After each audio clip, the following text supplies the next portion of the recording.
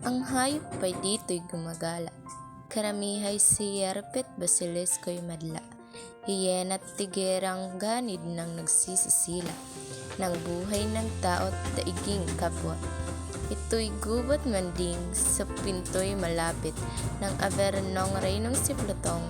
Sungit ang nasasakupang lupa'y dinidilig, ng ilog kusitong kamandag ang tubig. Ang binata sa puno ng higera. Sa kabanatang to, unang ipinakilala si Florante, isang makisig, marangal at batang mandirigma ngayon nasadlak sa matinding pagdurusa. Siya ay nilarawang nakagapos sa isang punong higera sa gitna ng isang madilim at mapanglaw na gubat. Mula sa kanyang labi ay umaalingaw-ngaw ang malalim na buntong hininga, himutok at masidhing pananghoy na puno ng hinagpis at kawalang pag-asa.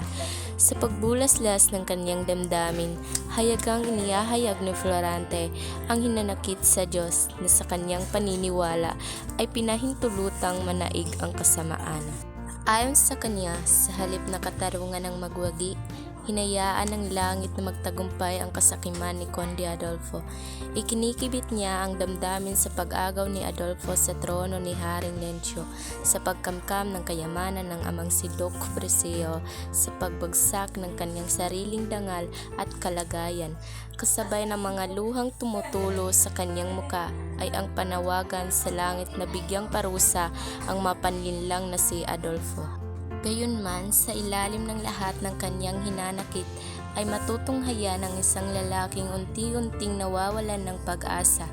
Buo ang paniniwala ni Florante na siya ay tinalikuran na ng Diyos, at sa gitna ng kanyang pag-iisa at pagkakagapos, dama niya ang lalim ng kanyang pasakit at ang tila kawalang pananampalataya sa katarungan ng langit. Sa may gitna nitong mapanglaw na gubat, may punong higera ang dahoy kulay pupas. Dito nakagapos ang kahabag-habag, isang pinag-uusig ng masamang palad.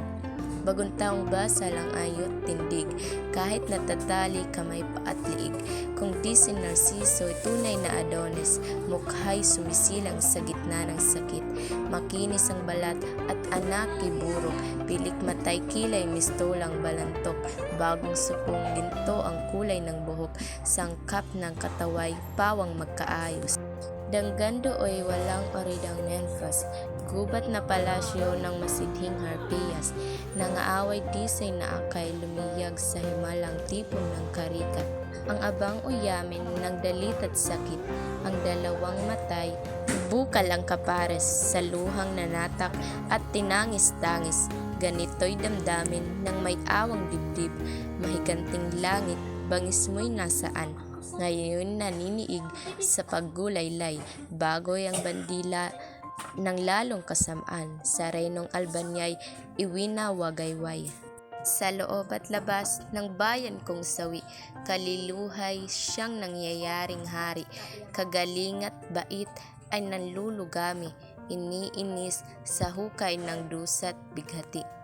Ang magandang asal ay ipinupukol sa laot ng dagat, ng kotyay linggatong balang magagaling ay binabaon at inililibing ng walang kabaong. Ngunit ay ang lilit masasamang loob sa tronong puri ay iniluluklok at sa balang sukab na may asal hayop, mabagong insenso ang isinusuob. Kaliluhat sama ang ulo'y nagtayo, at ang kabaitay kamit na kayuko. Santong katuwiray, lugami at hapo, ang luha na lamang ang pinatutulog. At ang balang bibig na binubukalan ng sabing magaling at katotohanan, agad binibiyak at sinisingkangan ng kalis ng lalong dustang kamatayan.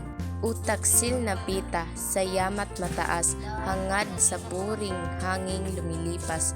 Ikaw ang dahilan ng kasamang lahat at tiring na sapit na kahabag-habag. Sa korona dahil ng Haring Lencio at sa kayamanan ng Doking ama ko, ang ipinagahas ng Conde Adolfo sa buungan ng samaang Albanyang reyno.